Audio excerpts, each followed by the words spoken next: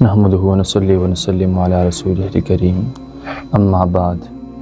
فاعوذ باللہ من الشیطان الرجیم بسم اللہ الرحمن الرحیم حامیم والکتاب المبین انا انزلناه فی لیلۃ مبارکہ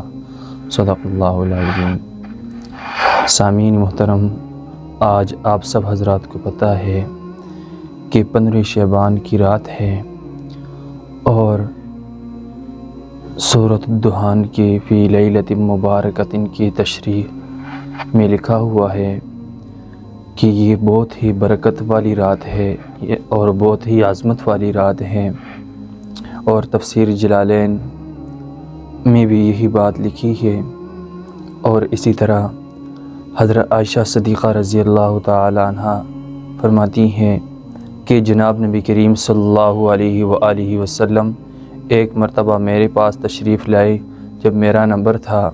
یعنی میرے گھر آنے کا نمبر تھا حضور صلی اللہ علیہ وآلہ وسلم کا۔ تو جب میں رات کو اٹھی تو نبی علیہ الصلاۃ والسلام گھر میں نہیں تھے، اور جب میں نے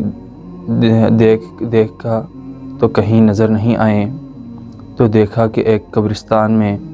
نبی علیہ الصلاۃ والسلام گئے ہوئے ہیں، جہاں 10,000 صحابہ کرام شہید ہوئے اور وہاں ان کی قبریں ہیں، اور نبی علیہ الصلاۃ والسلام اللہ سے رو رو کر فرما رہے ہیں، یا اللہ میری امت کو معاف فرما،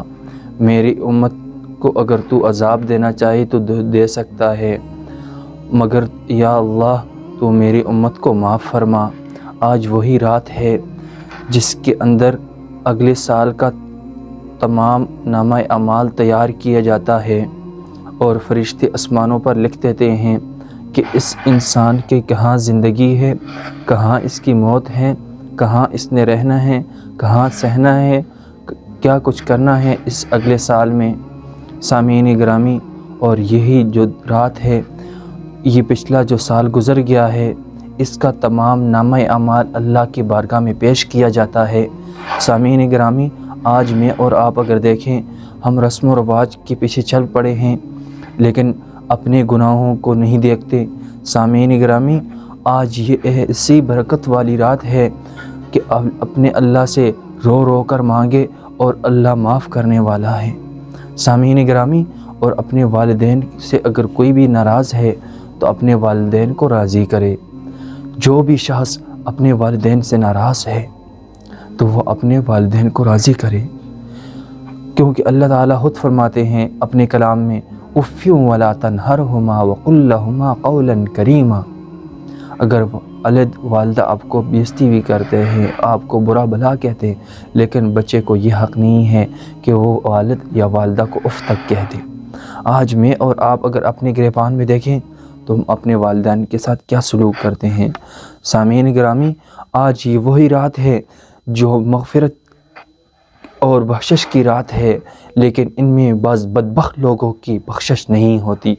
سامعین گرامی، آج مجھے اور آپ سب کو چاہیے کہ اللہ کے سامنے رو رو کر اللہ سے دعا مانگے کہ یا اللہ ہمارے جو گناہ ہیں یا اللہ تو معاف فرما، یا اللہ جو ہم نے زیادتیاں کی ہے اپنے اوپر کی ہیں یا اللہ تو درگزر فرما، یا اللہ تو معاف فرما، یا اللہ ہمارے آئندہ توبہ ہے، یا اللہ ہم کہیں کوئی گناہ نہیں کریں گے، یا اللہ آئندہ کوئی گناہ نہیں کریں گے۔ سامعین گرامی، اللہ غفور الرحیم ہے، لیکن ہمیں بھی اپنے اللہ سے ایسا ہی وعدہ کرنا چاہیے کہ جس طرح اللہ پاک فرماتے ہیں کہ میں معاف کرنے والا ہوں، میں بخشنے والا ہوں، تو ہمیں بھی اللہ کے پاس یہ آرزو لے کر جانے چاہیے اور اللہ سے ہم کلام ہونا چاہیے کہ یا اللہ تو ہمیں معاف فرما، یا اللہ ہم خطا کار ہے، گناہ گار ہے، بدکار ہے، سیاکار ہے، یا اللہ تو ہمارے گناہوں کو معاف فرما۔ سامعین گرامی، اللہ تعالیٰ معاف فرما دیں گے، لیکن ہمیں بھی چاہیے کہ آج ایک ایسی رات ہے جس کے اندر توبہ قبول ہونے والی ہے۔ میں اور آج اگر آپ دیکھیں، آج ایک ایسی رات ہے جو ہمارے پورے سال کا نامہ اعمال اللہ کی بارگاہ میں پیش ہوگا، تو ہمیں اس رات کو اٹھ کر اللہ کے سامنے گڑ گڑا کر رونا چاہیے، اللہ سے مانگنا چاہیے کہ یا اللہ ہمارے گناہوں کو معاف فرما، یا اللہ ہمارے گناہوں کو معاف فرما۔ اور جن کے والدین دنیا سے جا چکے ہیں اپنے والدین کے لیے دعا کرے، رب ارحمہما کما ربیانی صغیرا، یا اللہ ہمارے والدین کی بخشش فرما۔ یا اللہ جو بھی ہمارے مسلمان بھائی دنیا سے جا چکے ہیں یا اللہ ان کی کامل مغفرت نصیب فرما، یا اللہ ان کو جنت الفردوس میں اعلیٰ مقام نصیب فرما۔ سامعین گرامی، اللہ تعالیٰ معاف کرنے والے، یا اللہ ہمارے جتنے بھی دوست احباب اس دنیا سے جا چکے ہیں ہم ان کے لیے دعا گو ہیں کہ ان سب کی بخشش فرما اور جنت الفردوس میں اعلیٰ مقام نصیب فرما۔ یا اللہ یہ جو لیلۃ القدر کی رات ہے یا اللہ تمام مسلمانوں کی مغفرت فرما، یا اللہ تمام کے گناہوں کو معاف فرما، یا اللہ جو اس دنیا سے جا چکے ہیں تمام کی کامل مغفرت نصیب فرما۔ یا اللہ جتنے بھی ہمارے رشتہ دار اس دنیا سے جا چکے ہیں تمام کی کامل مغفرت نصیب فرما۔ یا اللہ